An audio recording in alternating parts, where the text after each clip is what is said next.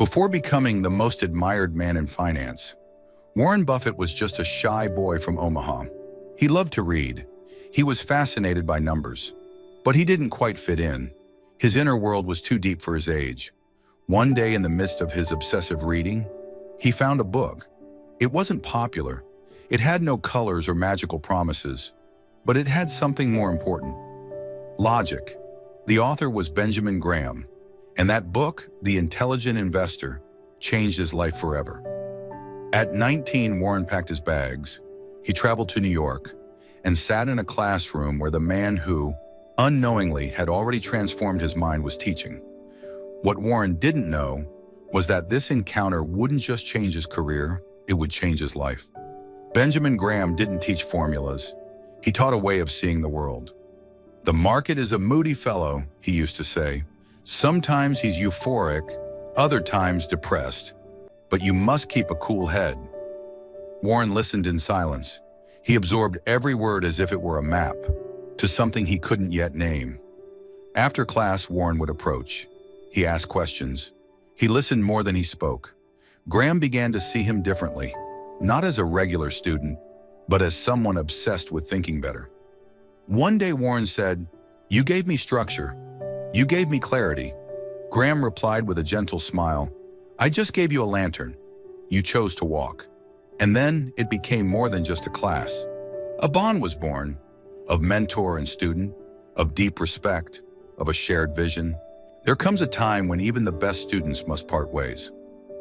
Warren left New York. He returned to Omaha, where everything still needed to be built from scratch. He had no millions, just a chair, a desk, and a clear philosophy. Invest with logic. Ignore the noise. Find value where others don't see it. While others celebrated quick profits, he chose to wait. Years if needed.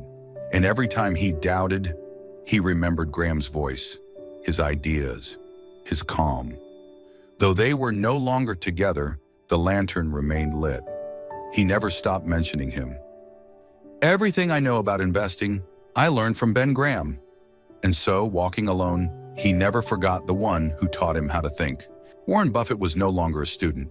He was the most respected investor on the planet. He turned a forgotten company into one of the most valuable in the world, Berkshire Hathaway. He bought insurance companies, railroads, newspapers. But he never bought smoke. He always sought real value. Graham was no longer around, but his ideas lived on in every one of Warren's decisions. And when thousands listened to him speak, he still said humbly, "I stand on the shoulders of giants." The first one was Graham. After so many investments, after decades of success, Warren Buffett still lives in the same house, with the same calm, with the same routine.